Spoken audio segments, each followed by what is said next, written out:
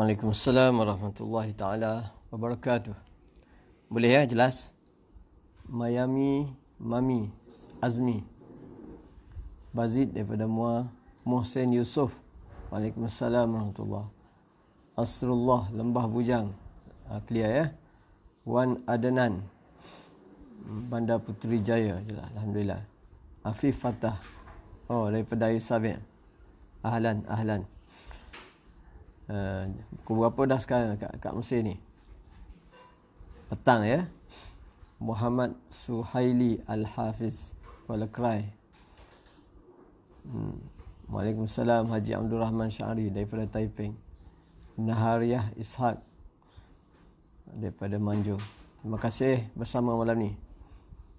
Kita mula sekejap lagi lah, insyaAllah. Hakim Saimi, alhamdulillah.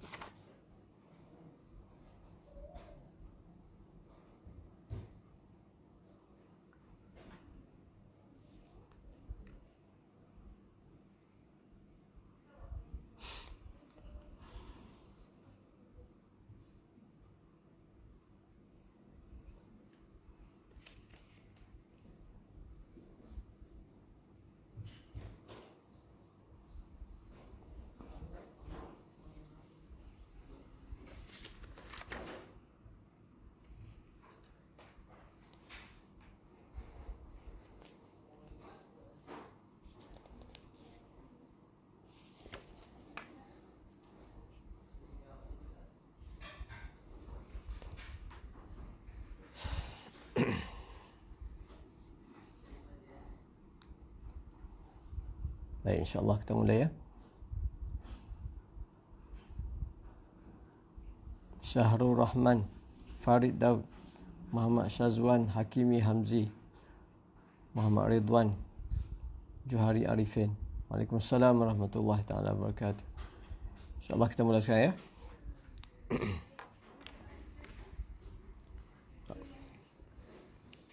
Assalamualaikum warahmatullahi taala wabarakatuh. Bismillahirrahmanirrahim. Alhamdulillahirabbil alamin.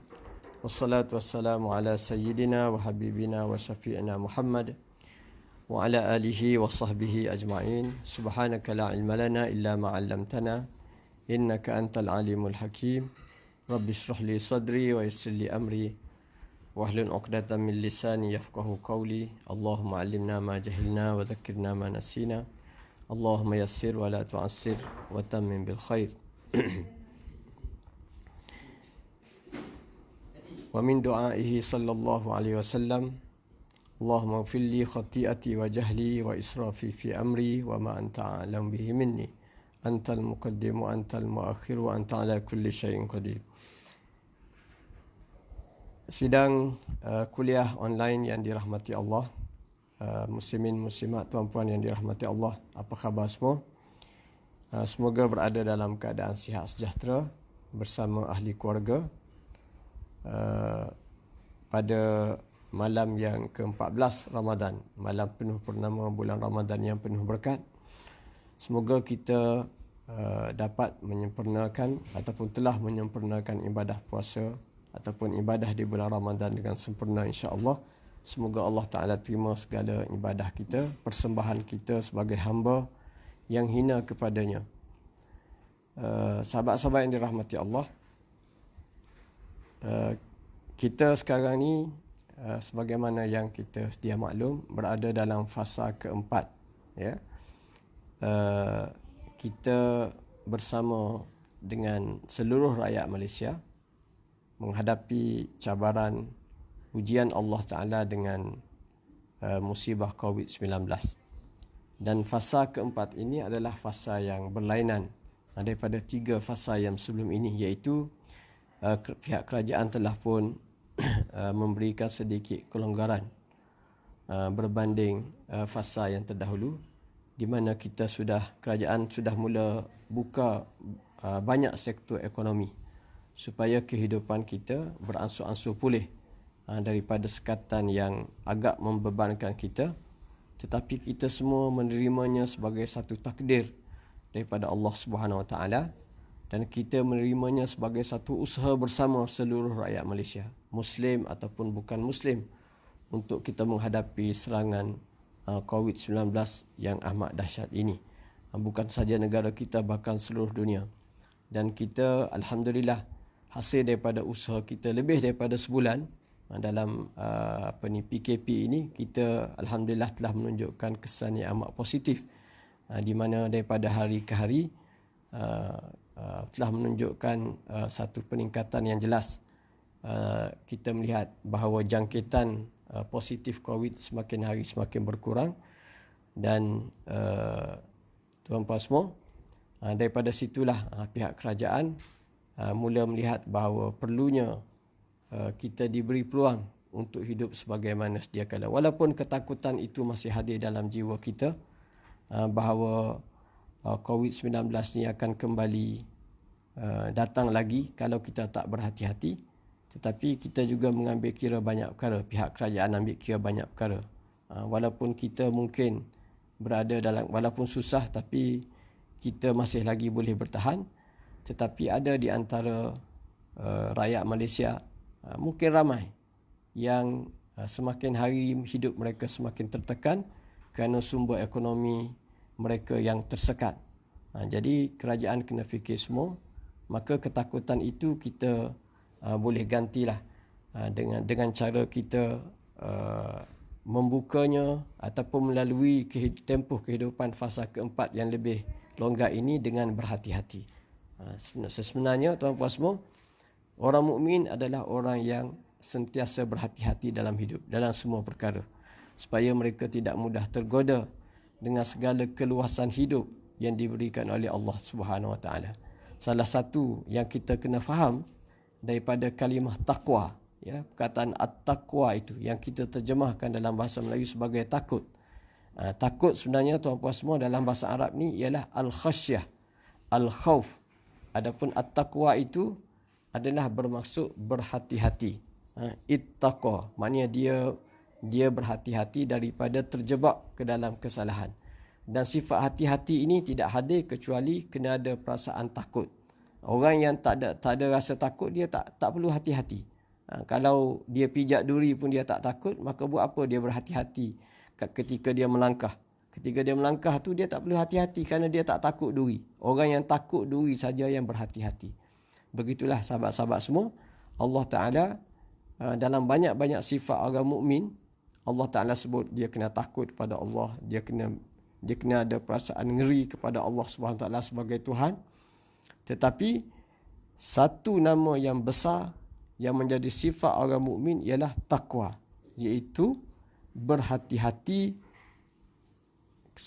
semasa ketika dia berjalan di dunia ini, takut-takut dia melakukan perkara yang diharamkan oleh Allah Subhanahu Wa Taala. Sifat berhati-hati ini apa semua dia mesti lahir daripada rasa khasyah, al-khauf, takut kepada Allah Subhanahu Wa Taala. Jadi orang mukmin, sahabat-sahabat semua, kita kena ingat ya, orang mukmin hidup di dunia ini hidup dengan hati-hati.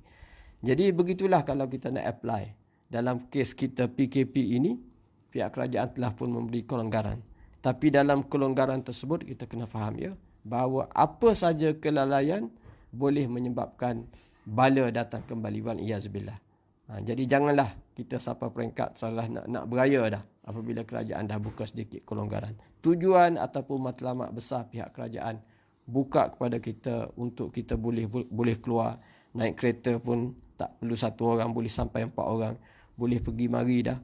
Terutama sekali dalam urusan ekonomi kita, kita gunakan sebaik-baiknya dan kita sentiasa berhati-hati insya-Allah. Saling pesan memesan. Saya malam ni sekadar untuk berkongsi dengan tuan-puan semua.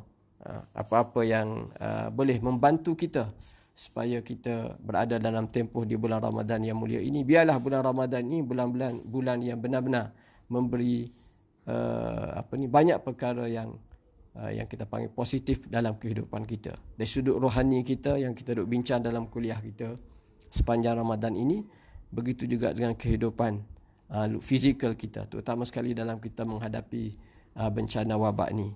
InsyaAllah tuan-tuan semua. Jadi yang pertama sekali sebagaimana biasa, kita mulakan pertemuan kita pada malam ini, malam yang ke-14.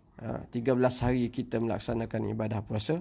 Sekali lagi kita terus mendoakan semoga rakyat Malaysia kembali sejahtera, dan kita doakan kepada barisan hadapan yang bertungkus lumus sejak daripada awal, tak tidur siang dan malam, mereka sanggup kurangkan rehat mereka, tidak sebagaimana kita. Walaupun kita juga bersabar, tapi sabar dalam rumah, banyak kemudahan. Mereka ini bukan berdiam, tapi mereka bekerja. Kita doakan semoga Allah Ta'ala memberi kesejahteraan kepada mereka di dunia, apatah lagi balasan yang tidak terhingga besarnya di hari akhirat nanti insya-Allah. Dan semoga Allah Ta'ala tidak haramkan kita daripada turut mengecapi ganjaran yang besar hasil daripada usaha kita untuk dengar, patuh, sabar dengan arahan-arahan kerajaan yang tepat. Kita dah sebut ulang kali, yang tepat dengan apa yang diajar oleh Nabi kita, oleh agama kita sallallahu alaihi wasallam. Sahabat-sahabat semua, insya-Allah malam ni kita akan masuk tajuk yang sama sebagaimana 2 malam lepas, iaitu masih lagi kita akan bercakap berkait dengan dosa. Dosa yang berkait juga dengan kemurkaan Allah Subhanahu wa taala. Sebelum daripada kita masuk bab ni, sebagaimana biasa, marilah kita saling memperingatkan antara kita berkait dengan zikir istiqamah. Iaitu kuliah kita ni adalah medan untuk kita, sebagaimana saya sebut awal, kita jadikan kuliah kita ni kepada sahabat-sahabat yang istiqamah dengan kuliah saya, sama ada yang lama ataupun yang baru. Maka di sini salah satu daripada usaha kita ialah kita belajar untuk istiqamah dengan zikir-zikir, dengan zikir yang Allah Ta'ala ajar melalui Al-Quranul Karim dan juga melalui lidah Rasulullah sallallahu alaihi wasallam, supaya dengan zikir ini hati kita menjadi cemerlang, hati kita menjadi sejahtera, tenang mengingati Allah Subhanahu wa taala. Ala bi dzikrillah tatma'innul qulub. Ketahuilah bahawa dengan berzikir kepada Allah Ta'ala, jiwa menjadi tenang. Dan tuan-tuan semua, ketenangan jiwa adalah syurga. Syurga di dunia ini. Dunia ini milik syurga bagi orang-orang kafir. Bagi orang-orang yang syurga, bagi orang-orang yang tak ingat pada akhirat. Tak percaya, tak mengenal syurga di hari akhirat. Maka dunia ini menjadi syurga kepada mereka. Dan Nabi kata, dunia ini menjadi sijnul mukmin, menjadi penjara kepada orang mukmin. Nampak semua, dunia ini bukan syurga buat kita orang yang beriman, bahawa di sana ada lagi wujud syurga yang lebih besar, keredaan Allah Subhanahu Wa Taala yang lebih besar untuk kita kejar.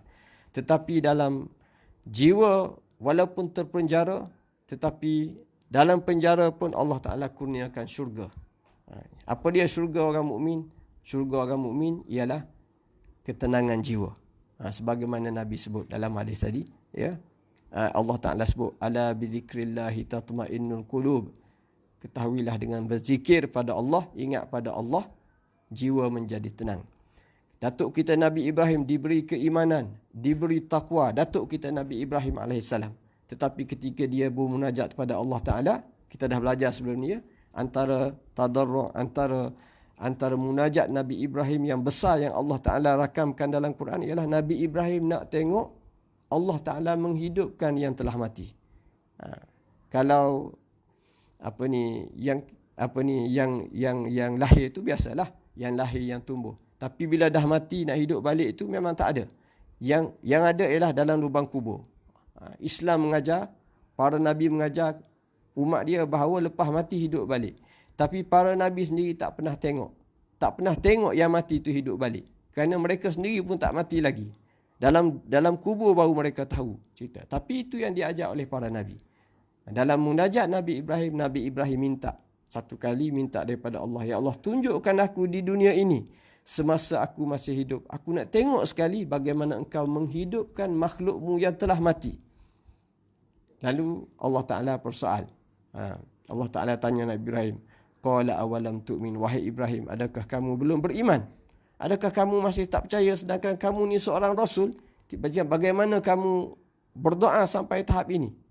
Lalu Nabi Ibrahim menjawab satu patah yang nyata. Allah Ta'ala bagi ilham pada Nabi Ibrahim, bagi wahyu. Qala bala walakin liyatma'inna qalbi. Ya Allah, ya Tuhanku, aku beriman semua. Bukanlah aku tak beriman. Aku beriman. Aku beriman dengan bahawa engkau berkuasa menghidupkan yang mati. Tapi permohonan aku ini adalah untuk mencapai itmi'nan, mencapai satu, untuk aku merasai syurga di dunia sebelum aku mati, iaitu ketenangan jiwa, ketenangan demi ketenangan. Jadi tuan-tuan semua, saya nak sebut yang kita nak belajar ialah ketenangan yang diminta oleh Nabi Ibrahim itu bukan hanya satu, iaitu bila orang manusia dapat tengok makhluk hidup balik, yang mati hidup balik, barulah tenang jiwa. Itu tingkatan ketenangan yang atas. Melihat dengan mata, melihat dengan hati.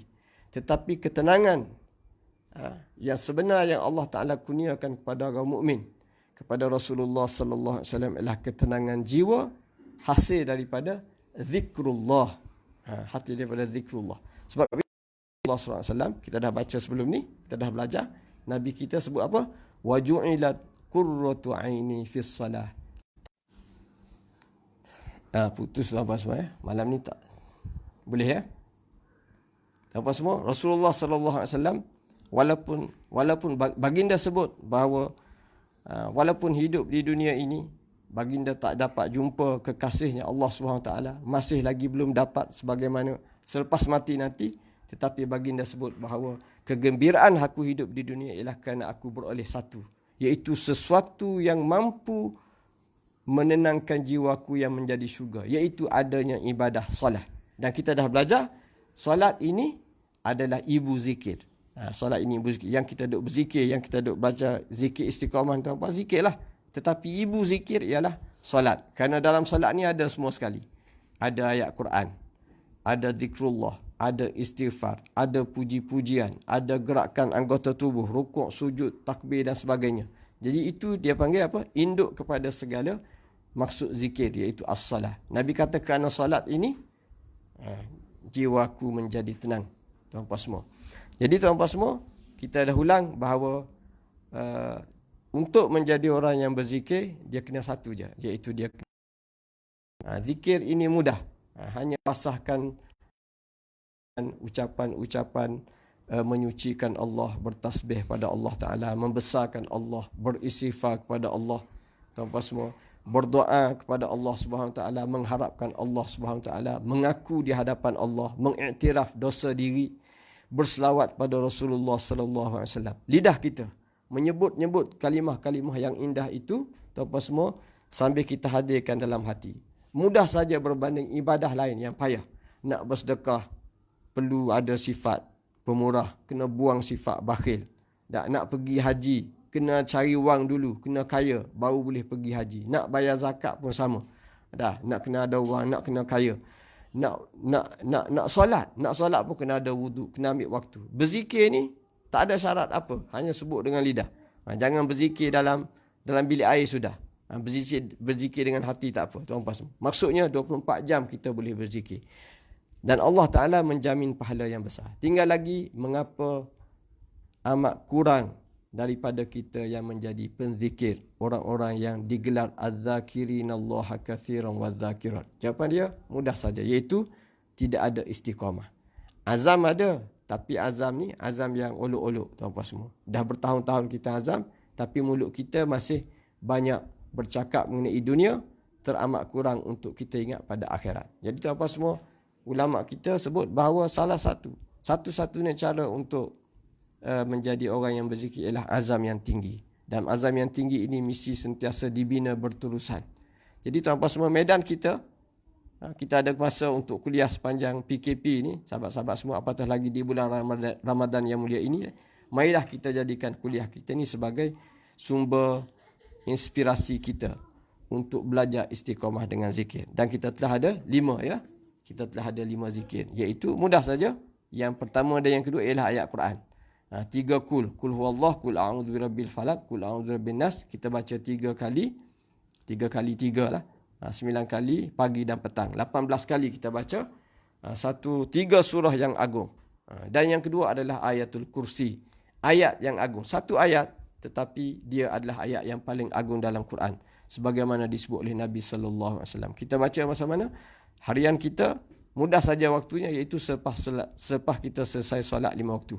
Alhamdulillah tuan-tuan semua, masa yang elok. Bulan Ramadan ni semua orang sebagaimana dia jaga ibadah puasa dia juga jaga ibadah 5 waktu. Walaupun kita tak dapat solat di masjid, kita mampu solat berjemaah dengan anak-anak, dengan keluarga di rumah. Selepas solat tuan-tuan semua, pastikan wirid kita ayat kursi. Sebelum kita tidur atau pagi dan petang. Paling tidak 5 kali ni selepas solat ni kita jaga. Kalau kita lagi elok, kita baca lagi sebelum daripada kita tidur. Waktu pagi dan juga waktu petang, iaitu selepas solat subuh sampai naik matahari. Kalau tak sempat, pergilah pagi sampai pukul 12.30. Setengah jam sebelum waktu zuhur. Itu dikira pagi. Bacalah ayat kursi sekali. Ataupun selepas asar. Waktu petang, asar sehingga maghrib. Tak sempat sehingga maghrib, bacalah lepas maghrib. Nak baca awal, ulama kata boleh. Selepas zuhur tu dia kira petang dah. Selepas kita solat zuhur, sebelum asar pun kita baca. Walaupun waktu sebenar ialah antara asar dengan maghrib, tuan-tuan semua. Bacalah ayat kursi. Ya, yang ketiga ialah kita istighfar. Astaghfirullah, astaghfirullah, ataupun astaghfirullahalazim. Astaghfirullah wa atubu ilaih. Kalimah-kalimah memohon ampun daripada Allah Subhanahu Wa Taala. Kita dah syarah panjang dan kita baca hadis bagaimana Rasulullah sebut bahawa baginda bagi nombor, ya, bagi bilangan, aku beristighfar, bertaubat pada Allah Ta'ala, wa atubu ilaih 70 kali, 70 kali lebih, dan ada matan sebut sampai 100 kali. Jadi tuan-tuan semua, alangkah mampunya kita kalau kita berazam, kalau kita janji untuk istiqamah. Bukan payah pun, tak perlu ambil wudu, hanya kita duduk sekejap. Kalau kita nak ambil satu masa 2-3 minit, selesailah astaghfirullah itu 70 kali hingga 100 kali.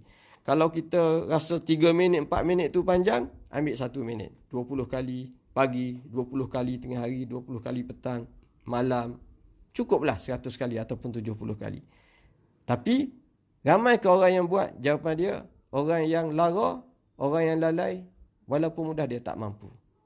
kita jadikan kuliah kita kekuatan. Saya dan tuan-puan semua yang bersama ni jadikannya sebagai satu kekuatan untuk memulakan istighfar, mengambil berkat Ramadan. Tiap-tiap hari paling kurang kita beristighfar pada Allah Ta'ala, sama ada dengan lafaz yang pendek, astaghfirullah, astaghfirullah, ataupun panjang sedikit, astaghfirullah wa atubu ilaih, ataupun panjang lagi, yang sempurnalah, yang warid daripada Rasulullah sallallahu alaihi wasallam, astaghfirullahalazim alladzi la ilaha illa huwal hayyul qayyum wa atubu ilaih. Kita telah syarah sebelum ni.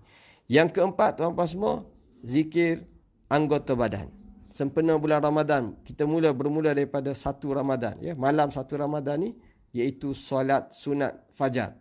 Solat sunat selepas azan subuh, sebelum kita solat fardu 2 rakaat. Ada solat sunat, dipanggil solat rawatib, ya, solat qabliyah. 2 ni adalah di antara solat sunat yang paling Nabi pesan supaya jangan ditinggalkan. Raka'atul fajri khairum minad dunya wa ma fiha.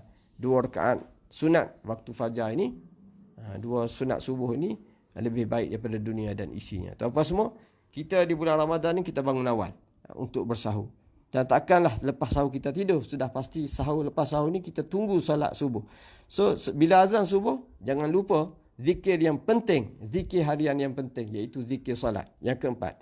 Dan yang kelima ialah zikir, kepala zikir. Duduk nombor 5 kita letak. Kenapa? Kerana tuan-tuan semua kita nak ambil berkat ayat Quran dulu. Ayat yang jelas, Qul huwallah, Allahu la, ayat kursi. Yang kelima, kita ambil zikir yang tidak mungkin, mustahil ditinggalkan oleh para penzikir, iaitu kalimah tayyibah, kalimah tauhid, kalimatul taqwa, kalimatul ikhlas. La ilaha illallah, la ilaha illallah, la ilaha illallah. Tuan-tuan semua, bacalah. Bacalah. Kalau kita rasa nak mula 10 kali, 10 kali sehari. Kalau kita rasa 10 kali ni mudah sangat, tambah 20, 30. Yang cantik, kita dah boleh mula 100 kali, tuan-tuan semua. Kalimah la ilaha illallah ni 100 kali. Berapa minit je? 2-3 minit, tuan-tuan semua, untuk kita sempurnakan 100 kali satu hari. Kerana dia mengandungi nilai yang amat besar. Cuba tuan-tuan bayangkan bagaimana kalimah la ilaha illallah inilah kalimah yang menjadi pemisah di antara iman dan kufur. Bagaimana orang yang berdosa, hidup dia 60 tahun. 60 tahun hidup dia tak pernah beriman. Tiba-tiba pada umur dia 60 tahun dia mengucap la ilaha illallah, maka seluruh dosa dia gugur. Betapa besarnya kalimah la ilaha illallah. Ulama sebut, tuan-tuan semua. Jadi Allah Ta'ala sendiri yang menjadikan kalimah ini menjadi kalimah yang paling dia suka untuk diulang-ulang oleh hamba-Nya. Jadi janganlah kita diharamkan oleh kehidupan dunia ini. Dunia yang fana, dunia yang menipu daya ini mengharamkan kita daripada menyebut kalimah yang paling Allah Ta'ala suka. La ilaha illallah. Dan kita kena ingat, sama ada kita dah ingat 10 kali sehari, 100 kali sehari, sebenarnya kita kena ingat bahawa di sana ada hamba Allah yang boleh. Tuan-tuan semua, saya baca dalam kitab, kita tengok pengalaman Tuk Guru, ada orang yang boleh berzikir la ilaha illallah sampai 1000 kali sehari.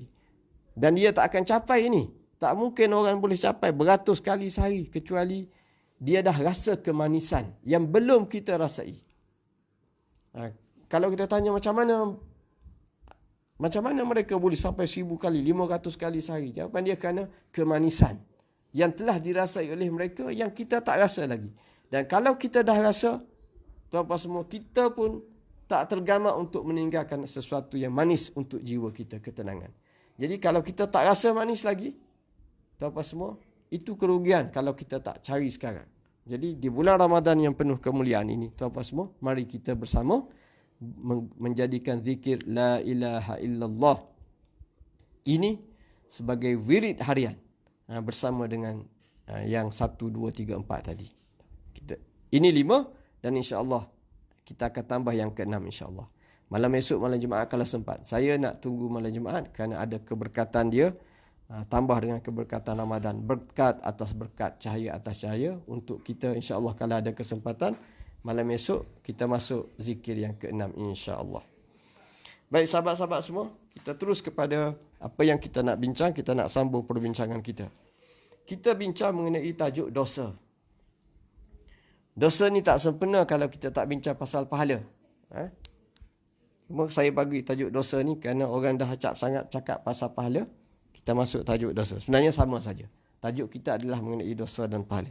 Cuma saya ambil angle untuk bincang mengenai apa itu dosa untuk kita fahami kedudukan dia di dalam agama. Sebagaimana kita sebut awal dulu, sahabat-sahabat semua, bahawa untuk kita faham dosa pahala ni, kita kena faham dia dalam Islam, dosa dan pahala ini adalah bermaksud ganjaran, ya, ganjaran. Hidup di dunia ni manusia pun tahu. Kehidupan ini ada ganjaran, ada balasan. Tak ada tamadun, bahkan manusia dalam hutan yang tak ada tamadun pun, siapa-siapa lah, orang Badui ke orang asli dulu-dulu, mereka hidup dengan balasan dan juga ganjaran. Baik dibalas baik, buruk dibalas buruk. Tetapi balasannya duniawi. Maknanya kalau orang yang baik, dia ada balasan dia, dapat wang, paling tidak dapat pujian. Orang yang buat salah, dia dapat balasan buruk, kena hukum, kemuncak dia dihukum mati. Tetapi dosa dan pahala ni adalah satu ganjaran ukhrawi. Ganjaran ukhrawi yang tak nampak. Kita tak nampak hasil dia di hadapan di dunia ini. Dapat 1000 pahala, dapat sebesar bukit Uhud, dapat pahala antara langit bumi. Dosa pun sama. Tak terasa. Tak terasa. Kenapa?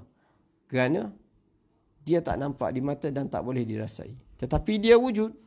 Wujud dalam apa? Dalam agama.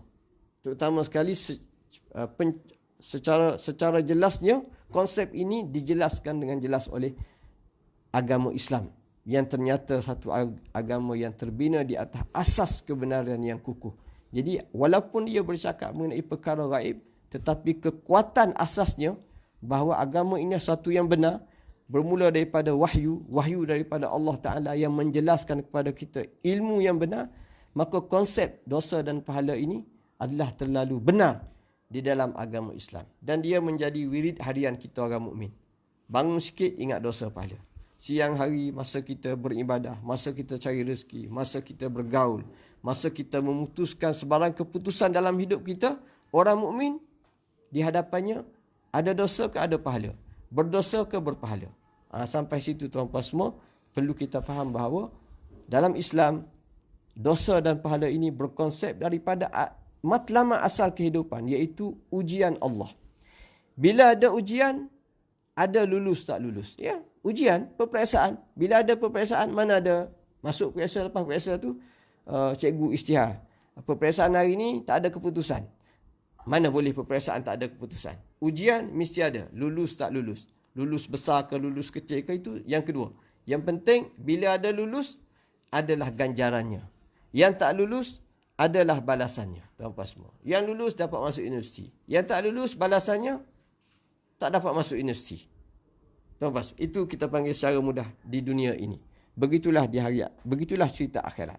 Allah Ta'ala menggunakan konsep yang sama, iaitu bila kamu buat baik, balasan baik menunggu kamu di hari akhirat. Nama dia pahala. Bila kamu buat apa yang Allah Ta'ala tak suka, dosa, maka balasannya adalah kecelakaan di hari akhirat kelak. Walaupun di dunia ini kita hidup aman. Jadi tuan-tuan semua, oleh kerana kita ada Muslim, kita orang mukmin beriman bahawa kehidupan ini akan bertemu dengan hari pembalasan. Maliki Yaumiddin. Allah Ta'ala ini Raja, pemilik hari pembalasan. Kita beriman, kita sebut tiap-tiap kali dalam salat, dalam surah Al-Fatihah. Maka sudah pastilah kita ingat sebut hari pembalasan, kita akan nampak pahala atau dosa. Apa yang aku akan dapat, pahala atau dosa. Jadi tuan-tuan semua, kita masuk dalam satu tajuk yang amat serius, yang merupakan akidah orang mukmin, bahawa kita akan berhadapan dengan dua balasan ini, dosa dan pahala. Baik, kita dah sebut, saya ulang balik ya, apa yang kita bincang 2 malam lepas, bahawa dosa ini adalah tanda kepada murka Allah. Mengapa dosa? Dosa kerana Allah Ta'ala murka. Ya, kita kena ingat. Kenapa pahala? Pahala itu tanda kepada keredaan Allah Subhanahu Wa Ta'ala. Dan kita dah belajar bahawa kemuncak hidup kita bukan asalnya dosa dan pahala, tetapi cerita kita adalah cerita keredaan Allah. Hidup ini adalah kita nak Allah Ta'ala suka, puas hati Allah Ta'ala menciptakan kita, kena dengan matlamat. Mengapa Allah Ta'ala ciptakan kita? Mengapa Allah Ta'ala ciptakan makhluk? Ada matlamat dia. Ma khalaqnahuma illa bilhaq. Allah Ta'ala buat langit bumi ni, kami tidak ciptakan kecuali ada hakikat, ada tujuan matlamatnya. Jadi Allah Ta'ala menciptakan langit bumi, Allah Ta'ala dah jelaskan matlamat, supaya mereka semua mengabdikan diri kepada Allah. Begitu juga Allah Ta'ala menciptakan kita. Cuma bezanya, langit bumi ni dia tak ada pilihan. Dia kerja dia taat dia, menyembah Allah Ta'ala. Adapun manusia, dengan sebab manusia ni hebat, Allah Ta'ala menciptakan sebagai makhluk paling hebat, paling terbaik, maka Allah Ta'ala uji kita. Uji kita dengan dua, sama ada taat ataupun derhaka. Ini tuan-tuan semua. Jadi, apabila kita tahu bahawa Allah Ta'ala memerhatikan kita, Inna rabbaka labil mirsad. Sesungguhnya Tuhanmu, wahai Muhammad, sentiasa memerhatimu 24 jam. Maka sudah pasti dalam hidup kita orang mukmin, dalam kepala kita adalah sepanjang daripada pagi, petang, malam, yang kita fikir adalah, adakah Allah Ta'ala melihat aku dengan redha, ataupun Allah Ta'ala melihat aku dengan murka. Jadi kita dah belajar bahawa redha ni maksudnya puas hati. Redha ni apa? Puas hati, Allah Ta'ala terima kita. Tetapi tuan-tuan semua, kita dah sebut 2 malam lepas ya, bahawa untuk kita memahami redha yang terbaik ialah tuan-tuan semua, apa itu redha? Redha maknanya tidak murka. Redha maknanya Allah Ta'ala tidak murka. Maka macam mana nak capai redha? Untuk mencapai redha, hilangkan sesuatu yang menyebabkan Allah Ta'ala murka. Bila Allah Ta'ala tidak murka, itulah redha. Nah, kenapa? Kerana kita belajar Allah Ta'ala ini tuan-tuan semua, asalnya Allah Ta'ala sifatnya adalah ar-redha, rahmah. Allah Ta'ala, wa rahmati wasi'at kulla syai'. Rabbana wasi'ta kulla syai'ir rahmatan wa ilma. Allah Ta'ala ni ketika dia menciptakan langit bumi, termasuk menciptakan manusia, dia ciptakan dengan rahmat dan redha. Lambang ketuhanannya dengan penuh rahmat dan redha. Itu Allah, pada zat Allah Ta'ala. Tetapi malangnya kita manusia, pada tubuh kita ni adalah kelekaan. Tubuh kita adalah kezaliman, kejahilan. Bermula manusia bukan dengan redha kepada Allah. Walaupun Allah Ta'ala masukkan fitrah, hantar agama, hantar roh, tetapi perangai kita manusia bermula dengan kezaliman, kerugian. Innal insana lafi khusr. Allah Ta'ala bila dia menurunkan wahyu kepada Nabi Muhammad sallallahu alaihi wasallam, di antara ayat-ayat awal Allah Ta'ala kata sesungguhnya manusia, semua manusia, ketika Allah Ta'ala menawarkan redha dan rahmatnya, manusia semua rugi. Kenapa? Kerana mereka menzalimi diri mereka. Jadi tuan-puan semua, kewajipan kita yang pertama adalah membuang kezaliman dalam diri, supaya kita dapat sesuatu yang telah Allah Ta'ala bentangkan, iaitu redha Allah. Bukan Allah Ta'ala hidup bermula dengan dia tak redha dengan kita. Kita yang bermuamalah salah dengan Allah. Kita lahir di dunia, kita hidup di dunia, kita tak pandang Allah, tak beriman dengan Allah. Lalu Allah Ta'ala murka. Murka ini kenapa? Bukan kerana zat Tuhan, tetapi kerana perangai kita yang kita persembahkan dengan cara yang salah kepada Allah Subhanahu Wa Ta'ala. Jadi untuk mendapat redha Allah Ta'ala, mudah saja, iaitu hilangkan daripada tubuh kita sesuatu yang menyebabkan Allah Ta'ala murka. Murka itulah menyebabkan Allah Ta'ala lambak dosa. Lepas dosa, dan dosa ini akan jadi bebanan dalam hidup yang paling besar. Ini yang kita dah sebut, saya panjangkan sikit untuk kita faham ya. Jadi sahabat-sahabat semua, sebab itulah dalam kita nak faham ni, saya dah bawa contoh 2 malam lepas ya, untuk kita faham syahadah.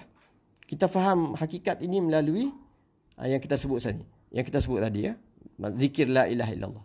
Kalimah la ilaha illallah adalah kalimah yang memisahkan, yang menjadi pemisah di antara iman dan kufur. Bila seseorang yang kufur, orang kafir, bukan Islam, dia Hindu, dia Buddha, dia Kristian, segala jenis agama selain daripada Islam, tiba-tiba Allah Ta'ala buka pintu hidayah pada dia. Allah Ta'ala mensyaratkan padanya bahawa ucapkanlah kalimah La ilaha illallah Muhammadur Rasulullah. Orang yang dah umur 40 tahun, 60 tahun, nak mati 70 tahun, 80 tahun. Bila dia mengucap dua kalimah La ilaha illallah, apa Nabi kata?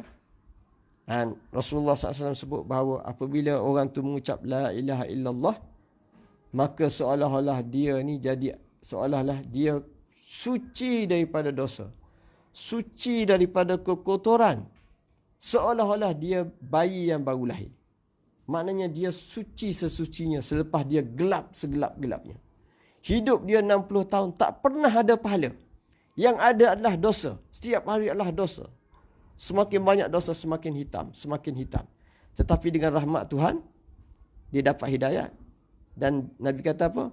Sebaik saja dia mengucap kalimah La ilaha illallah, sahabat semua, dia bersih sebagaimana kamu tengok bersihnya bayi yang baru lahir. Bila bayi itu baru lahir, kita nak kata apa dia berdosa? Tak. Sama ada dia ni lahir daripada hubungan yang betul, nikah, anak luar nikah. Bila dia lahir, walaupun dia anak luar nikah, kita tak kata bayi ni bayi berdosa. Yang berdosa adalah ibu, suami, lelaki yang menyebabkan ni melahir. Itu. Anak ni, dia bersih 100%. Begitulah tuan-tuan semua, Nabi gambarkan orang yang mengucap dua kalimah syahadah. Maksud dia apa tuan-tuan semua? Daripada kegelapan, daripada dosa, Allah Ta'ala buang murka. Allah Ta'ala buang murka, buang dosa. Dia jadi bersih. Nampak tuan-tuan semua? Nilai keredaan adalah tiada murka. Bila dia mengucap, hilang murka. Bila hilang murka, orang yang mengucap ni, ketika dia mengucap, dia tak solat lagi 5 waktu. Dia tak puasa lagi Ramadan.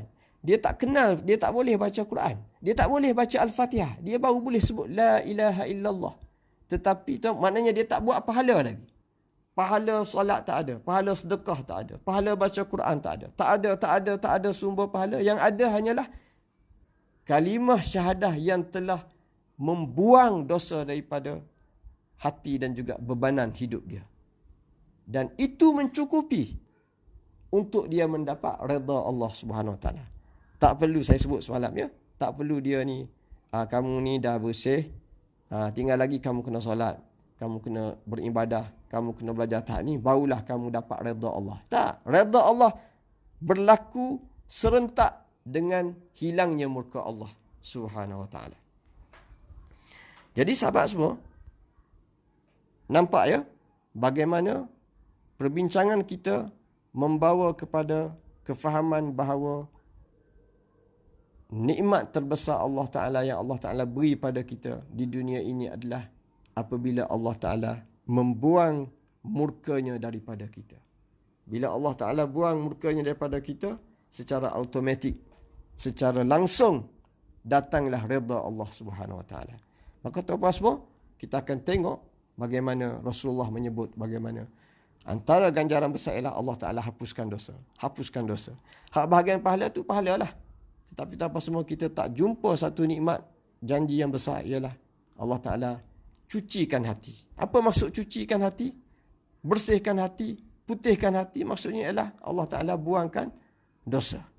Nikmat dengan sendiri. Bila hati putih, maka bermulalah pemburuan mencari pahala selepas itu. Bila dah mengucap dua kalimah syahadah, hati jadi putih, hati jadi subur. Maka daripada situ bermulalah pemburuan. Pemburuan apa?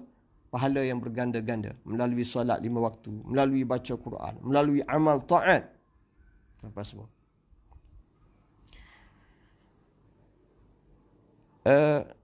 Ada seorang, kalau kita ambil contoh. Seorang mukmin dah 50 tahun dia hidup. 60 tahun dia hidup, beramal. Ada seorang 50 tahun juga kawan dia, bukan Islam. Tahu apa semua? Bukan Islam. Tiba-tiba rakan yang sama-sama umur 50 tahun ni, yang bukan Islam ni mengucap dua kalimah syahadah. Kawan dia pun, alhamdulillah kamu dah mengucap dua kalimah syahadah. Tiba-tiba dua-dua ni dilanggar. Berlaku aksiden, dua-dua mati serentak. Yang ni Muslim 50 tahun hidup. buat pahala solat 5 waktu. Yang ni baru mengucap 2 kalimah syahadah. Masuk dalam lubang kubur. Tuan-tuan semua, dari sudut agama, siapa yang lebih selesa? Siapa yang lebih selesa di hari akhirat kelak? Jawapan dia tuan-tuan semua, orang yang paling selesa, antara dua sahabat ni, yang paling selesa ialah yang bukan Islam tadi. Yang dia mengucap baru satu amal, berbanding sahabat dia yang 50 tahun beramal. Kenapa?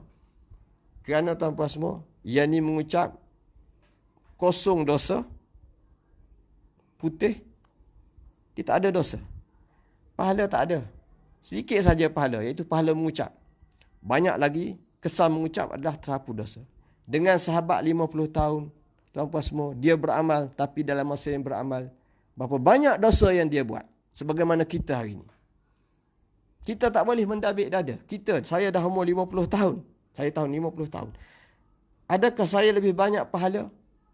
Saya lebih mudah masuk syurga daripada orang bukan Islam yang baru mengucap sehari, 2 hari. Jawapan dia tuan-tuan semua, tak ada orang mukmin yang berbangga bahawa aku lebih baik kecuali dia tak betul. Dia salah dalam menilai agama. Kenapa? Kerana orang yang baru mengucap tadi, walaupun dia tak ada pahala, solat sebagaimana kita solat, baca Quran sebagaimana kita baca Quran, tetapi yang penting dia tak ada dosa sebagaimana kita. Yang belum pasti Allah Ta'ala hapus ataupun tidak dosa kita. Dosa dia dah pasti dihapuskan, hasil daripada dia mengucap 2 kalimah syahadah. Tetapi kita ni hari-hari mengucap 2 kalimah syahadah semenjak kecil, tetapi hari-hari jugalah kita leka, kita buat dosa pada Allah Ta'ala. Yang akan menyelamatkan kita adalah istighfar.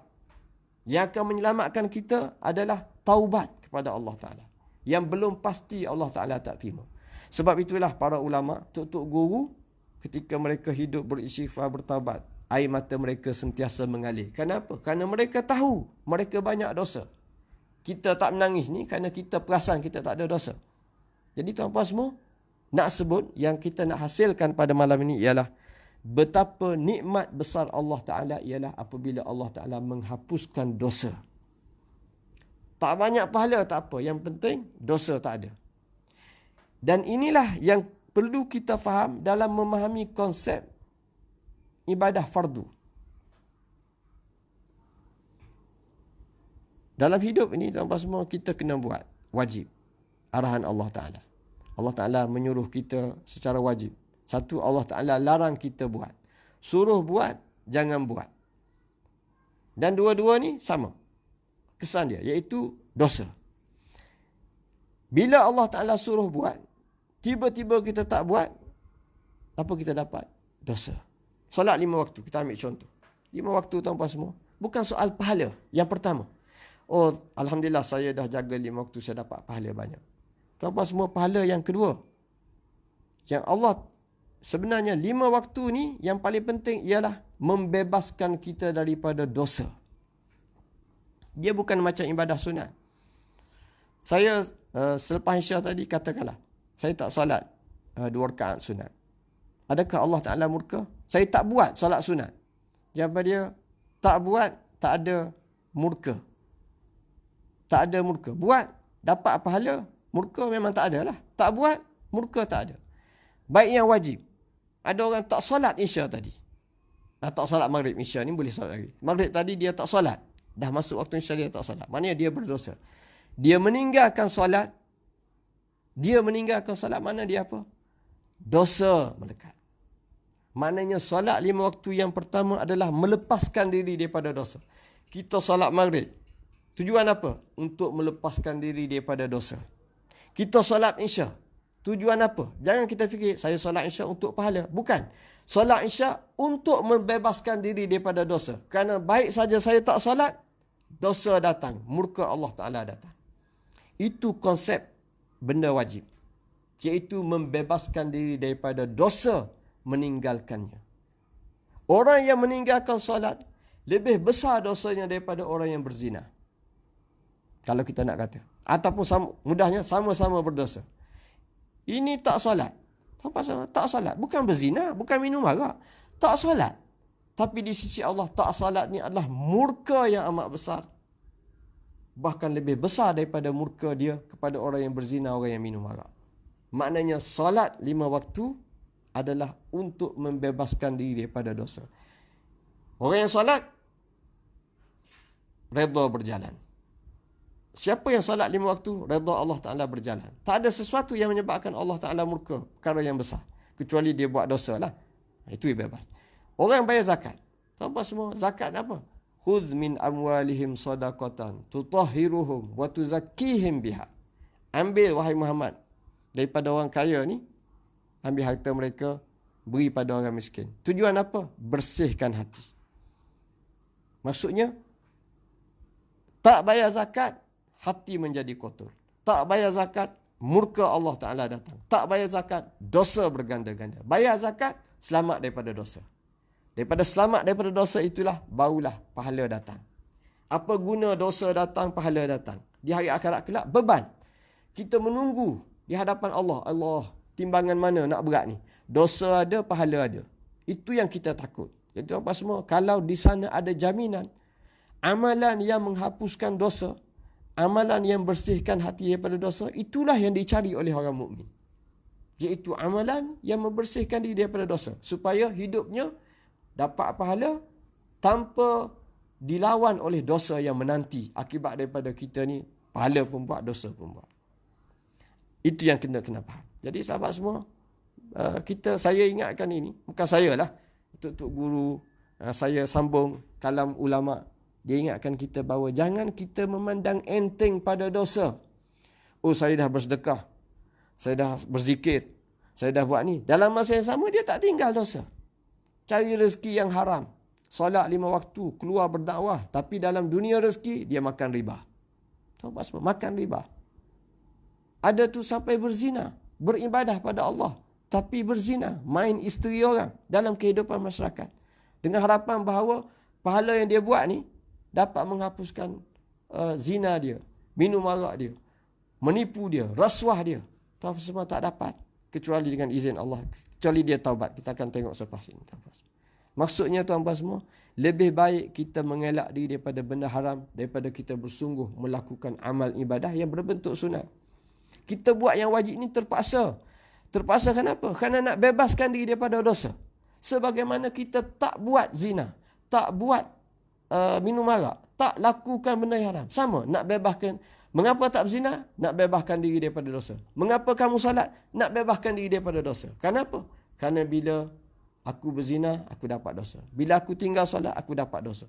Dosa itu maksud yang kita kena faham mengenai redha Allah. Tanpa dosa adalah redha Allah Subhanahu wa taala. Fattaqullaha mastata'tum. Allah Taala sebut dalam Al-Quran.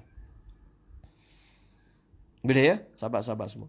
Kita, untuk saya tekankan, saya nak tekankan mengenai seriusnya kita mesti meninggalkan dosa. Bukan hanya fikir nak buat pahala. Kadang-kadang ke antara, saya nak, bukan satu kesalahan, cuma sebagai satu peringatan bersama. Kadang-kadang kita bercakap mengenai keindahan agama. Islam itu rahmat, Islam itu cinta, Islam itu kasih sayang. Betul, cantik. Tetapi kena ingatkan bahawa Islam bererti, kena ingat, Islam itu murka Tuhan yang menanti. Innal insana lafi khusr. Ayat yang jelas, pendek dan penuh makna. Kita semua, walaupun Allah Ta'ala sayang, betul Allah Ta'ala sayang. Islam itu rahmat, betul Islam itu rahmat. Tapi itu daripada Allah. Islam daripada Allah. Sifat rahmat daripada Allah. Kita sentiasa menghadap Allah dengan cara yang tak betul. Akhir sekali kita rugi. Dan rugi inilah yang kita sebut sebagai membawa pada murka Allah Ta'ala. Rahmat Allah Ta'ala sepatutnya sampai pada kita, tapi tak sampai. Sampai pada orang lain. Redha Allah Ta'ala sepatut sampai pada kita, tetapi tak sampai. Kenapa? Sampai pada orang lain. Kenapa? Kerana tubuh kita bukan tubuh yang layak untuk mendapat rahmat dan juga redha Allah Subhanahu Wa Taala. Kenapa? Tubuh yang penuh dosa. Tubuh yang melakukan perkara yang menjemput murka Allah Subhanahu Wa Taala. Ini tuan-tuan semua. Kena ingat ya. Kita puasa, kita solat 5 waktu, betul-betul adalah untuk mengelak kita daripada dosa, daripada murka Allah Subhanahu Wa Taala. Semua sekali. Jadi saya dah mula dengan kalimah syahadah. Begitulah solat 5 waktu. Semuanya kewajipan ini untuk membebaskan diri daripada murka Allah. Buatlah, ucaplah kalimah syahadah. Dirikan solat. Laksanakan ibadah puasa. Supaya tubuh kita bebas daripada murka Allah Subhanahu wa taala. Baik, sahabat semua. Sekarang kita beralih kepada satu tajuk untuk kita mengenali dosa. Dalam Al-Quran, dosa ni bahasa Melayu ya. Kita nak bincang 4 kalimah yang ada dalam Quran berkait dengan dosa. Dosa biasa dalam bahasa Arab kita sebut dzambun ataupun adz-dzunub. Allahumma ighfirli dzambi. Allahumma ighfirli dzunubi. Az-dzamb, dosa. Satu lagi dia panggil ism, al-ismu. Wa man yaksib khati'atan aw isman. Barang siapa yang melakukan kesalahan, khati'ah dan juga isman. Jadi dalam bahasa Arab, dalam Quran juga, sebagaimana kalimah dosa itu az-dzamb, begitu juga kalimah dosa adalah al-ismu ataupun al-atham, jamak dia. Satu lagi ialah al-khati'ah. Tadi, wa man yaksib khati'atan aw isman. Apa ni Allah Taala sebut di dalam wa ahatat bihi khati'atuh. Apa semua? Apa ni? Yang ketiga tadi perkataan al-khati'ah juga bermaksud dosa, kesalahan. Dan yang keempat adalah as-sayyi'ah. As-sayyi'ah, kejahatan, keburukan. 4 ni sahabat-sahabat semua adalah kalimah-kalimah yang menggambarkan, yang memberi maksud dosa. Cuma ulama kita dia bahaslah. Dia bahas. Dan apabila kita masuk dalam perbahasan apa beza di antara 4 ni, yang kita orang Melayu ni tak ada. Kita Melayu ni terjemah mudah ya. Dzambun pun dosa, ismun pun dosa, khati'ah pun dosa, apa lagi sayyi'ah pun dosa ataupun kesalahan. Mungkin kita tukar dosa dengan kesalahan, keburukan kita tukar. Tapi tuan-tuan semua, kalau kita masuk dalam perbahasan, saya nak ringkaskan, kita akan tengok para ulama kita telah memberikan makna perbezaan untuk kita memahami. Secara mudahnya tuan-tuan semua, kalau apa yang saya sebut ni adalah untuk memberi sedikit kefahaman. Kalau apa yang saya sebut ini berbeza daripada apa yang sahabat-sahabat baca, anggaplah itu memang itu yang terpaksa kita fahami, iaitu ulama sendiri pun dia ada perbezaan. Tetapi perbezaan itu tidak merosakkan maksud, kerana dia bermaksud untuk lebih menjelaskan kategori pahala, bagaimana kategori dosa, bagaimana dosa ini berlaku. Bukan sejenis. Kita akan dapati bahawa dosa yang kita lakukan ini bukan satu jenis. Dia banyak sebab, banyak puncanya. Maka lahirlah banyak nama untuk kita mudah faham, untuk kita fahami. Walau bagaimanapun, secara mudah setengah ulama kata sebenarnya sama je. Allah Ta'ala sebut ni untuk menguatkan, litakkid, untuk menguat, ulang-ulang supaya berlaku kekuatan. Dalam ayat ni Allah Ta'ala sebut sayyi'ah. Dalam ayat ni Allah Ta'ala sebut dzambun. Dalam ayat ni Allah Ta'ala sebut ism. Semata-mata untuk mengukuhkan. Makna dia sama saja, iaitu dosa. Ada ulama' dia kata tak payah bahaslah, barang sama. Tapi ada ulama' dia mengambil jalan untuk cuba membezakan berdasarkan kepada pertama, maksud dari sudut bahasanya, lughawinya, dan yang kedua apa yang mereka faham daripada hadis Nabi sallallahu alaihi wasallam, daripada ayat Quran, bagaimana Allah Ta'ala susun kalimah ni letak tepat mana, apa tujuan dia, dan apa yang difahami oleh para sahabat Nabi yang menjadi orang yang pertama yang memahami Al-Quran dan juga agama ini daripada Rasulullah sallallahu alaihi wasallam. Baik, kita ambil perkataan az-dzamb. Az-dzamb dari sudut bahasanya makna dia ekor, tuan-tuan. Asal makna dia ekor, belakang ni. Jadi tiba-tiba ekor ni kenapa jadi dosa? Ulama kata dia bermaksud apabila kau lakukan sesuatu, bila kita buat dosa, kadang-kadang kita rasa bila lepas buat tu kita tak rasa apa. Kita tak rasa apa. Benda aku buat semalam, orang tak tahu pun. Ada. Ataupun orang tahu, tapi apa orang boleh buat? Kerana aku lebih berkuasa. Dosa yang kita buat, apa-apa saja. Al-Quran kata itu adalah azam, itu adalah ekor. Maksudnya apa? Maksudnya walaupun tubuh kamu bergerak ke hadapan, tetapi kamu terpaksa menarik ekor. Walaupun kamu tak tengok ekor ni, tapi ekor ikut je kepala depan. Maksudnya apa yang kita buat dosa semalam, dia akan ikut kita. Dia akan ikut kita. Dan ekor ni tempat kotor lah. Macam binatang. Apa-apa pun ekor ni duduk dekat dengan tempat kotor. Jadi tu apa semua, dia jadi bebanan. Dia tarik. Itu asal dari sudut bahasa. Ya, kalau kita faham, mudah faham. Al-ithm. Al-ithm dari sudut bahasa, saya cuba cari-cari. Ada satu lah. Walaupun dalam kamus, dia tak sebut dengan nyata. Tetapi dalam tafsir dia ada sebut. Bahawa maksud ithm ialah sesuatu yang menyekat ataupun melambatkan orang untuk dapat pahala. Sepatutnya dia dapat pahala, tetapi kerana dia buat benda ni, dia tak dapat pahala. Dihalang oleh al-ithm, oleh dosa. Tanpa semua. Kita minum air, siapa saja minum air, tanpa semua, buat sesuatu ni, dia dapat buat ibadah pada Allah Ta'ala. Yas'alunaka 'anil khamri wal maisir. Mereka bertanya engkau, wahai Muhammad, mengenai al-kham, mengenai arak, wal maisir dan juga judi. Mereka bertanya engkau, wahai Muhammad, mengenai arak dan judi. Qul, katakanlah, jawab pada mereka, fihima ithmun kabirun. Pada arak dan judi ini ada dosa yang besar. Wa manafi'u linnas, dan ada manfaat dia untuk manusia. Apa semua nampak ya?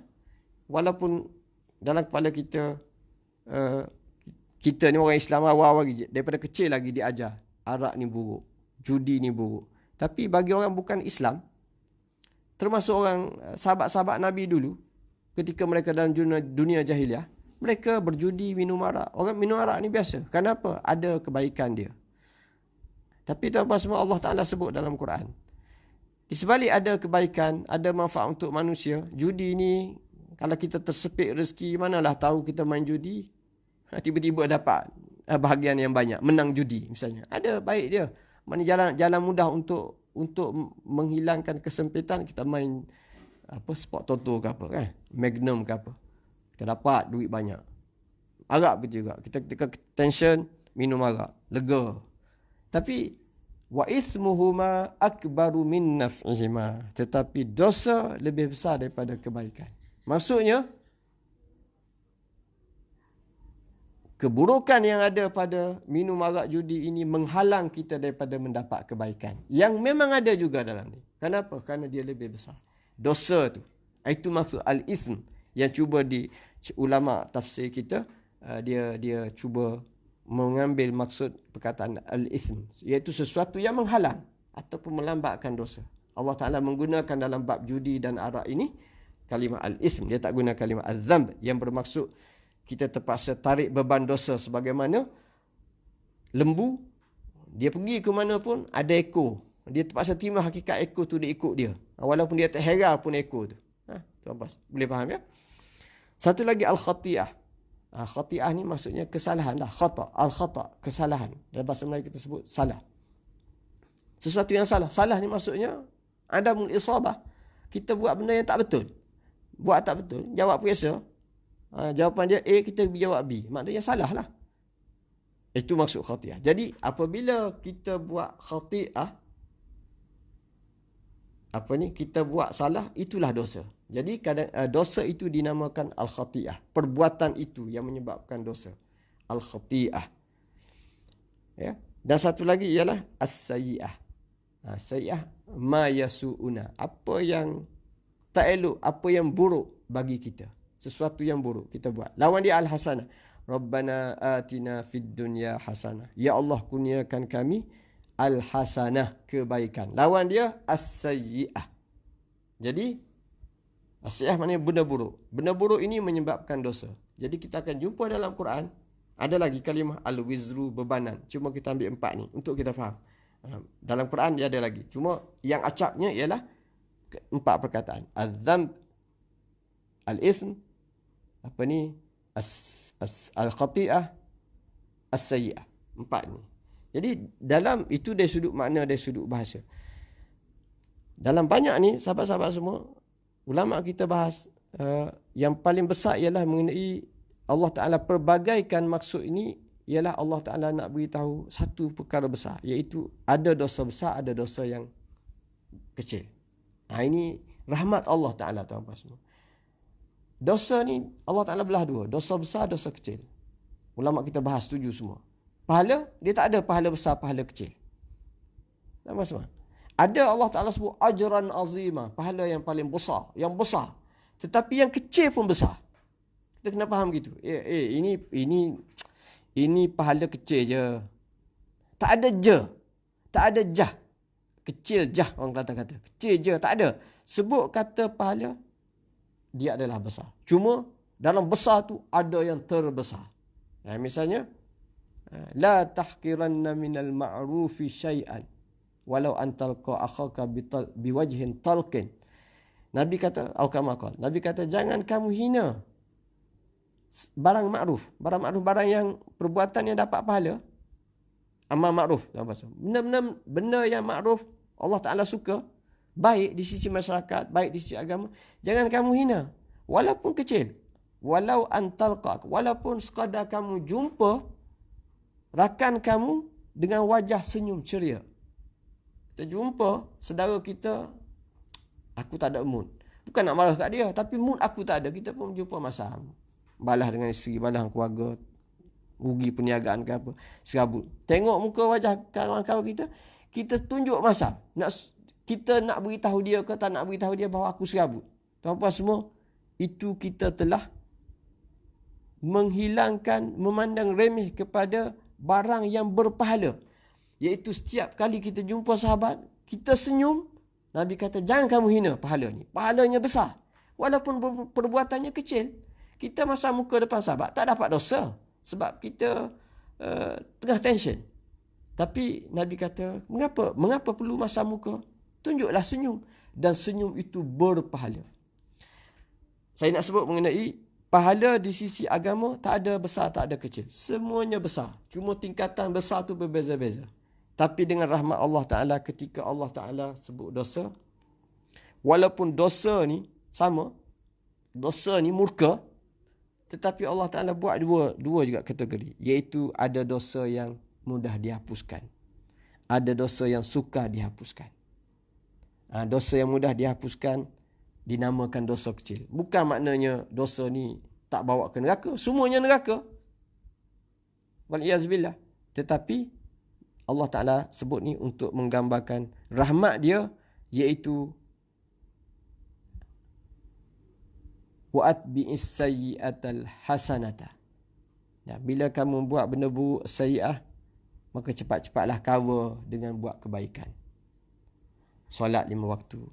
Bersedekahlah walaupun sedikit. Kenapa? Kerana sedekah ini dapat menghapuskan dosa. Tuan-tuan semua, kenapa Allah Ta'ala mudahkan? Kerana Allah Ta'ala tahu, Allah Ta'ala maha tahu kita tak mampu mengelak diri daripada dosa. Kita tak mampu dalam hidup 24 jam ni. Kita akan tengok lepas ni maksud dia. Kita tak mampu untuk hidup 24 jam mengelak diri daripada dosa. Banyak dosa. Kita akan tengok lepas ni. Saya nak sebutnya, ulama' menggariskan, mengatakan di antara perbezaan dosa 4 tadi, al-dhambu, bila Al-Quran sebut perkataan dosa al-dhamb, Allahumma fili dhambi, Allahumma fi dhunubi, maksudnya dosa yang besar-besar. Dosa yang besar. Yang kecil, namanya as-sayyi'ah. Namanya as-sayyi'ah. Begitu juga al-ithm. Al-ithm ada ulama' kata ini dosa besar. Ada yang kata ini dosa kecil. Tapi dia bezakan di antara az-dzam dengan as-sayyi'ah. Az-dzam bermaksud dosa besar, as-sayyi'ah bermaksud dosa kecil. Ada ulama kata dah as-sayyi'ah pun dosa besar. Itu saya kata tadi bahawa masa kita berbincangan ni kita akan tengok kepelbagaian pendapat para ulama. Tapi yang pentingnya ialah wujudnya asas bahawa dosa itu dibelah dua daripada sudut keampunan Allah Ta'ala. Iaitu ada dosa yang payah diampunkan kecuali dengan, kita akan tengok lepas ni ya, dengan sesuatu yang besar yang kita persembahkan di hadapan Allah, dan ada sesuatu yang kita boleh buat dengan segera, iaitu kebaikan-kebaikan. Macam kita kata as-salawatul khams wal jumu'atu ilal jum'ati. Kamu solat, kita solat 5 waktu, kita dah belajar ya. Solat 5 waktu ni seperti mandi seperti seperti orang yang mandi 5 kali sehari. Orang yang mandi 5 kali sehari ni dia tak tinggal daki. Begitulah orang yang solat. Orang yang solat 5 waktu, dosa-dosa dihapuskan. Baik, dosa-dosa ini maksudnya dosa-dosa kecil. Dosa-dosa kecil yang mudah dihapuskan, walaupun dia besar tapi dia mudah dihapuskan. Dia tak melekat. Dia mudah dihapuskan dengan air sebagaimana kita mandi. Begitu juga dengan solat, dengan sedekah, dengan baca Quran, dengan menolong orang. Kita buat amal-amal harian kita yang baik-baik, kebaikan. Al-hasanah itu menghapuskan as-sayyi'ah. Itu tuan-tuan semua, saya nak sebut mengenai perbezaan di antara az-dzam dengan as-sayyi'ah. Al-khati'ah, kesalahan. Ulama sebut ada maksud khati'ah ni, maksud dia, ada yang kata ini dosa besar. Ada yang kata tak, khati'ah ni dosa kecil, dosa yang kecil. Tapi yang paling menarik untuk kita bezakan ialah al-khati'ah ini kesalahan yang kita buat secara tak sengaja. Buat dosa, tapi dosa ni bukan itu qasad kita. Bukan itu qasad kita, tapi dia berlaku secara tak sengaja. Tetapi memang berdosa, kita tahu dia berdosa. Maka dinamakan salah. Macam kita jawab biasa, tuan-tuan semua.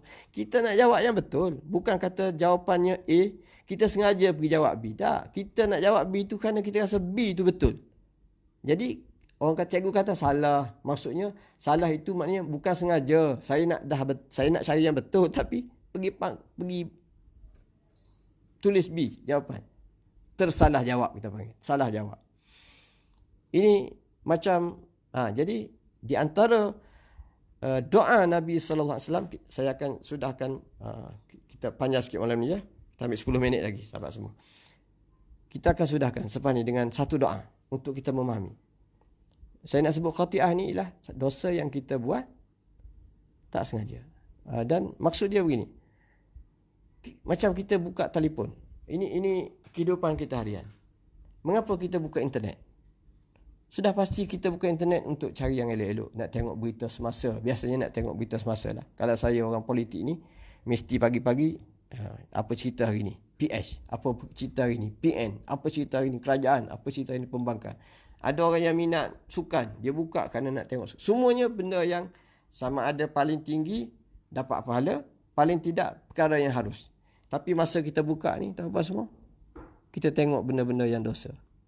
Mari berita di hadapan kita. Kan biasalah, buka Facebook ni, mari benda-benda kotor. Tak mari rasa nak tengok, dah buat dosa. Tengok mula-mula tu tak dosa lah, kita tak sengaja. Tapi bila dah mari tu, nafsu kita nak tengok, kita pun buka. Gambar perempuan. Kita tengok perbahasan kutuk mengutuk.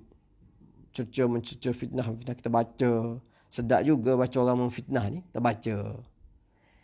Asalnya nak buat benda lain, terbuat benda ni. Itu nama dia khati'ah. Dosa, tetap dosa. Tapi kita buat memang bukan qasad kita. Saya buka telefon, internet untuk bukan buat dosa. Lainlah tuan-tuan semua. Ada orang yang buka internet. Dia memang masa dia buka tu, dia nak pergi layari laman kotor. Laman kotor ni laman lucah ke apa. Memang dia qasad dia. Itu dia tak nama khata'. Itu dia nama dzamb. Dosa. Dia nama dia al-ithm. Jadi dosa, walau bagaimanapun semuanya adalah dosa. Cuma Allah Ta'ala merahmati kepada orang mukmin. Sebab itu tuan-tuan semua, untungnya menjadi orang mukmin. Kenapa? Orang mukmin ni sentiasa dalam rahmat Tuhan. Asalkan dia mukmin, dia buat dosa, Allah Ta'ala campakkan rasa bersalah. Allah Ta'ala akan campakkan dalam hati dia rasa nak bertaubat, rasa nak beristighfar. Ramai mana orang yang Muslim tapi fasik, dia buat dosa, dia tak rasa menyesal. Dia tak rasa nak bertaubat. Apa semua. Itu kerugian. Kerana dia telah jadi Muslim. Tapi dia tak ada rahmat Tuhan. Dia buat dosa, dia buat tak nak. Orang nasihat, dia buat tak dengar. Ini nilai dia. Akhir sekali sahabat semua. Bila kita faham part dia. Saya dah sebut sikit-sikit untuk kita faham. Kalau kita ada jumpa. Ustaz, apa beza dosa ni dalam Quran ni sebut ni. Dalam doa ni sebut ni. Itulah lebih kurangnya perbahasan. Kalau kita nak panjang, kita kena buka kitab, ngaji satu-satu. Itu bagi orang yang ada masa lah. Ada masa. Baik, akhir sekali, saya minum air dia. Kita ambil satu doa. Doa minta ampun yang warid daripada Rasulullah sallallahu alaihi wasallam daripada hadis sahih dalam kitab Bukhari. Dan orang yang sentiasa hidup dia cari doa-doa Nabi Ini doa yang memang favorite. Dia akan jumpa. Dan doa ini saya baca malam ni untuk kita faham bagaimana Nabi Rasulullah SAW biasa ya. Nabi ni ajar, Nabi ni seorang yang hakim. Nabi ni orang yang penuh hikmat. Dia tak cakap banyak. Tapi bila dia cakap walaupun satu patah, dua patah, nilai dia tinggi. Begitulah dalam doa. Allah Ta'ala ajar dalam Quran, dalam hadis Nabi. Doa ni pendek-pendek je, tapi nilai dia besar. Apa sebaik-baik doa? Tahu apa sebaik-baik doa? Rabbana atina fid dunya hasanah wa fil akhirati hasanah wa qina azabannar. 3. Tapi inilah sebaik-baik doa. Daripada kita baca doa panjang, cukup kita baca doa yang pendek mengandungi satu yang besar. Apa dia? Rabbana atina fid dunya hasanah. Ya Allah, kurniakan aku hasanah di dunia. Wa fil akhirati hasanah, dan hasanah di akhirat. Wa qina azabannar, dan jauhi aku daripada azab neraka. Maknanya jauhi aku daripada murkamu, azabmu ya Allah. Begitulah kita baca doa-doa Rasulullah. Allahumma fili dhambi. Rabbi fili dhambi. Ya Allah, ampunilah dosaku. Selesailah. Dosa mana? Dosa lah. Apa-apa dosa. Ya Allah, ampunikan dosa. Ampunilah dosaku. Cukup tuan-tuan semua.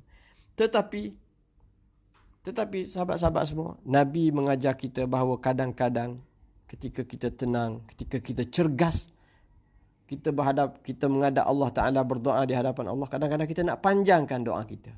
Kenapa? Kerana nak tunjuk lemahnya diri. Nak memperakui. Tak puas hati doa yang pendek. Kerana hati kita tengah khusyuk nak bercakap dengan Tuhan. Maka Nabi ajar doa.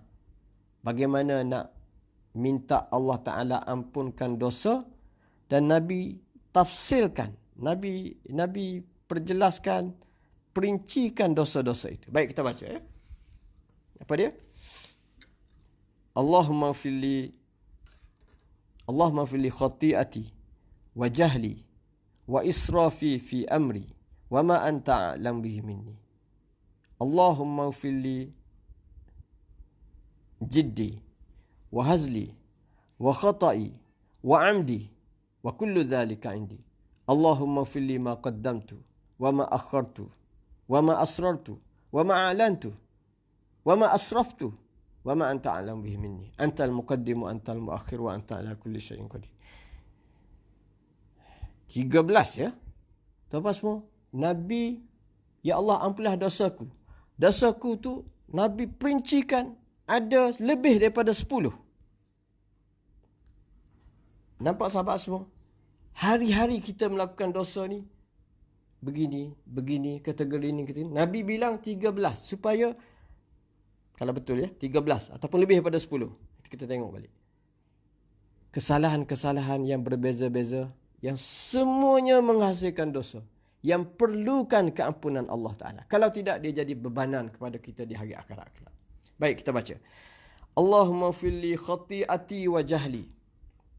Ya Allah, Tuhanku, ampunlah khati'ati, kesalahanku, wa jahli. Kita dah sebut tadi ya, khati'at. Maksud saya mudahkan, ya Allah, ampunlah kesalahanku, iaitu kesalahan yang aku buat secara tak sengaja. Yang tadi kita buka telefon nak tengok benda baik, tertengok benda buruk. Kita pun ikut leleh, seminit 2 minit, dosa. Dosa tu kita panggil dosa yang kita buat bukan dengan qasad, tetapi bila datang nafsu bergerak buat. Wajahli, dan dosa yang terhasil daripada kejahilanku. Kejahilan ilmu, kejahilan hukum. Tak tahu kita buat ni satu yang dosa di sisi Allah, tapi kita tak tahu. Biasanya tak tahu orang jahil lah. Enta tahu ke tak enta buat ni dosa? Tak tahu. Dosa ke? Begitu. Kenapa? Kerana kita tak belajar. Dan banyak mana ilmu agama yang kita tak belajar kerana kejahilan kita. Ya Allah, kalau ada dosa yang aku buat kerana jahil aku tak tahu dia ni dosa, ampunlah dosaku. Kalau tidak, aku akan hidup dalam keadaan lara, dalam keadaan tenang. Tenang kerana kita tak perasan itu dosa. Ramai mana tuan-tuan semua? Kita duduk berjual beli. Jual beli dengan bank, berurusan dengan bank, berurusan dengan jual beli. Kita masuk bahagian ni. Kita tak tanya pun ustaz. Tak tanya pun hukum. Kita rasa ini boleh untung. Kita masuk dalam perniagaan. Sepah kita boleh untung banyak.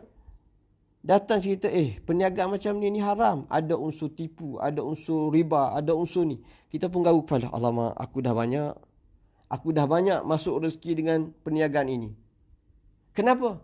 kita buat dosa dengan kejahilan kita terhadap hukum. Ya Allah, kalau aku buat dosa kerana jahil, ampunilah dosaku. Aku sekarang baru berilmu. Ataupun aku tak tahu lagi. Ada dalam kehidupan aku hari ni, ada benda yang aku buat, engkau larang tapi tak sampai hukum tu pada aku. Kerana jahil aku, kerana malas aku. Ya Allah, tak kiralah apa, ampunilah dosaku. Anak tuan-tuan semua. Khati'ati wa jahli. Wa israfi fi amri. Dan ketelampau, aku buat dosa kerana israfi. Kerana aku melampaui batas. Melampau, kita buat, asalnya kita buat sesuatu tu boleh. Tapi bila kita dah melampau, kita nak kritik orang. Tak apa semua, dalam politik dah ni. Biasa saya ni, saya dalam politik, ada orang tu dia kritik. Dia minat artis, dia kritik artis. Ada tu dia kritik bahagian ekonomi, macam-macam lah. Katakanlah, mula-mula kita kritik, saya dalam politik. Saya kritik orang politik tak puas hati dengan PS, saya kata-kata. Mula-mula betul. Tapi bila dah panas tu, mulalah melampaui batas. Kita dah sentuh peribadi dia. Kita dah tikam dia. Kita bawa pada syakhsiah yang kita tak suka ni berita-berita yang memang fitnah. Dah melampaui batas. Ya Allah, ya Tuhanku, kalau aku buat dosa kerana perbuatan aku melampaui batas. Nak tegur orang jadi mengumpat. Nak tegur orang jadi fitnah. Nak ketawa, nak bersukaria. Tapi sukaria ketawa berdekah-dekah. Sampai nampak anak tekak orang kata-kata. Itu dah melampaui batas. Nabi tak ajar orang Muslim ni ketawa pelik-pelik. Tuan-tuan semua. Kita dah melampau dalam tu. Ya Allah, ampunilah dosaku. Wa ma anta a'lam bihi minni. Dan ampunilah dosa yang engkau lebih tahu daripada aku. Aku dah tahu. Tapi aku tahu setakat ni. Yang tadi tak tahu langsung. Yang ni aku dah tahu. Tapi engkau lebih tahu. Tak, bahawa aku duk rasa engkau tak marah. Rupa-rupanya engkau marah. Banyak mana tuan-tuan semua. Allahu Akbar. Ilmu kita terlalu sedikit mengenai diri kita. Apatah lagi mengenai zat ilmu Allah Subhanahu Wa Taala. Maka kita serah di hadapan Allah. Kita angkat tangan. Ya Allah, ampunilah dosaku. Yang aku tak sengaja. Yang aku jahil. Yang aku lampaui batas. Yang aku, yang kau lebih tahu daripada aku. Cukup dah tuan-tuan semua empat ni. Nabi tambah lagi, dia ajar kita. Dia ajar kita supaya kita faham. Dosa kita ni banyak. Allahumma ufilli jiddi wa hazli. Ataupun hazli wa jiddi. Ya Allah, ya Tuhanku, ampunilah dosaku. Dosa yang aku buat masa aku serius. Dan masa aku bergurau. Tuan-tuan semua, banyak mana dosa yang kita buat ni memang kita serius. Kita tak bergurau, kita buat. Tapi jelas dia dosa, kita buat. Ada dosa ni kita buat sambil bergurau. Bergurau je Syekh. Bergurau pun orang sakit hati. Berdarah orang. Kita bergurau. Orang Kelantan panggil gurau bewok. Ada. Tuhan marah. Kalimah kita bergurau mengenai agama. Kita bercakap mengenai agama. Kita pandang hukum haram, kita relax, kita bercakap. Kita nak bergurau. Tapi di sisi Allah Ta'ala besar. Ya Allah, banyak mana aku ni buat dosa dalam keadaan bergurau. Tak layak bagi aku sebagai seorang hamba untuk buat dosa dalam bergurau. Tak layak bagi aku untuk buat dosa dalam keadaan serius. Dah tahu dah dosa, aku buat bersungguh juga. Jadi bersungguh kita buat benda tu. Allah, sama ada aku bersungguh ataupun aku bergurau, aku main-main, ampunilah dosaku. Wa khata'i wa amdi. Wa khata'i dan kesalahan. Macam tadi, khata'i. Ulama kata khata' ni maknanya dosa yang kita buat secara tak sengaja. Wa amdi, dan dosa yang kita buat dengan sengaja. Ada dosa yang kita buat dengan tak sengaja. Ada dosa yang kita buat dengan sengaja. Macam tadilah. Saya sebut tadi kan. Macam kita buka telefon kita ni, internet. Memang niat kita nak tengok benda haram. Itu dosa secara sengaja. Memang kita tahu aku ni mengumpat. Tapi kita sakit hati, kita nak mengumpat juga. Kita dah memang niat kita nak fitnah dia. Itu secara sengaja. Ada dosa yang kita buat secara tak sengaja. Itu banyak tuan-tuan semua. Wa khata'i wa amdi wa kullu dhalika indi. Semua ni ya Allah ada pada diri aku. 5, 6 perkara, 7 perkara tadi ada pada diri aku. Sekarang aku iktiraf ya Allah. Itulah kesalahan aku, itulah dosa aku. Ampunilah dosa aku. Nabi tambah lagi. Allahumma filli ma qaddamtu wa ma akhartu. Ya Allah, ya Tuhanku, ampunilah dosaku. Ma qaddamtu. Dosaku yang lama-lama. Wa ma akhartu. Dosaku yang baru-baru. Antal muqaddim wa antal muakhir. Allahumma filli ma qaddamtu wa ma akhartu. Apa semua? Dalam banyak dosa kita ni mengenai masa. Dosa yang kita buat hari ni, semalam, lusa, kemarin dulu, dosa seminggu, sebulan, masuk dalam kepala kita. Kita boleh ingat lagi, ini dosa. Ya Allah, kita ulang-ulang, Allah Ta'ala ampunkan. Tapi bila dah setahun 2 tahun, kita rasa relax. Kadang-kadang dosa kita buat kita tak minta ampun pun. Dosa besar, dosa kecil, dosa apa pun, lama sangat dah, setahun, 10 tahun, 20 tahun, kita lupa dah. Orang lain masih lagi duduk berdendang kita, dia tu buat dosa pada aku. Tunggulah engkau di hari akhirat. Kita relax, sebab apa? Tak ingat dah dosa kita pada orang lain. Dosa kita solat, tahu apa semua, solat 5 waktu. Banyak mana kita solat 5 waktu dengan lalai. Kita duk perasan Allah Ta'ala terima, tapi Allah Ta'ala marah. Bila ni? 20 tahun lepas, 10 tahun lepas. Kita lupa dah. Tahu apa semua? Nabi ajar kita sebut, jangan tak sebut, supaya dia menjadi saksi di hari akhirat kelak bahawa ya Allah, aku mengaku dalam banyak-banyak dosa aku, betapa banyak dosa lampau yang aku dah terlupa. Aku nak sebut pada engkau malam ini bahawa dosa yang aku lupa yang lama tu pun engkau ampunkanlah, kerana aku tak mampu dah nak ingat. Terlalu lama dosa, 60 tahun, 50 tahun dah hidup aku. Wa ma akhartu, dan dosa aku yang aku buat sekarang, yang masih basah-basah orang panggil, ampunlah dosa aku. Wa ma asrartu, dan dosa yang aku buat senyap-senyap, orang lain tak tahu, aku dan engkau je yang tahu.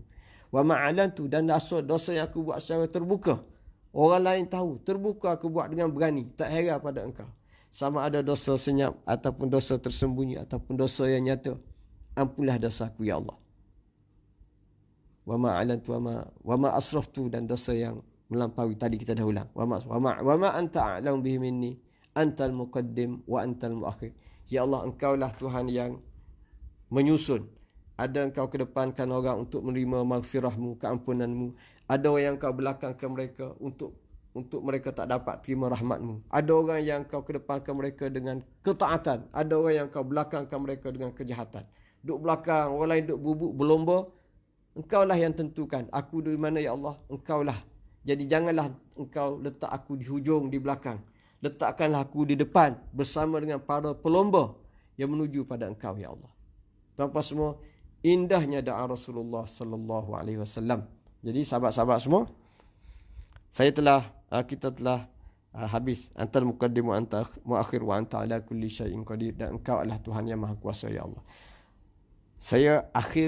Kita akhiri dengan doa ini sebab untuk kita menutup satu tajuk besar, satu tajuk yang merupakan akidah orang mukmin, iaitu hidup ini adalah pembalasan. Ujian dan hujungnya adalah pembalasan daripada Allah Ta'ala. Dan bebanan yang paling besar ialah kita berhadapan dengan dosa kita sendiri yang kita hasilkan, yang kita buat dengan tangan kita sendiri dengan sengaja, dan kita tak basuhnya, tak selesaikannya di dunia ini dengan istighfar dan juga memohon keampunan daripada Allah Subhanahu Wa Taala. Jadi itu apa semua pesanan bersama kita, ketika kita melakukan taat, kita melakukan kebaikan, kita mengharapkan pahala daripada Allah Taala. Jangan sama sekali kita lupa bahawa ketaatan kita pada Allah Taala ini boleh dibatalkan dengan dosa-dosa yang kita buat, dan kita tidak hilangkannya dengan istighfar pada Allah Ta'ala. Jadi sesuailah tuan-tuan semua ya. Di antara zikir istiqamah kita ialah kita beristighfar 70 kali, 100 kali. Walaupun istighfar ni kita panggil tuan-tuan semua istighfar untuk dosa-dosa biasa, dosa-dosa kecil. Kalau kita ada masa kita baca perbeza dosa kecil, dosa besar yang banyak dibahaskan oleh para ulama kita insya-Allah. Setakat tu dulu. Wabillahi taufiq wal hidayah. Wassalamualaikum warahmatullahi taala wabarakatuh. Sahabat-sahabat semua, marilah kita sama-sama berdoa semoga Allah Taala teguhkan jiwa kita untuk istiqamah berada di bulan Ramadan ini dengan melakukan amal taat yang sempurna insya-Allah. Kita ada 4-5 hari lagi untuk berhadap dengan 10 malam terakhir yang menjadi kemuncak kehidupan pemburuan orang mukmin, iaitu malam Lailatul Qadar insya-Allah. Assalamualaikum warahmatullahi taala wabarakatuh. Sekali lagi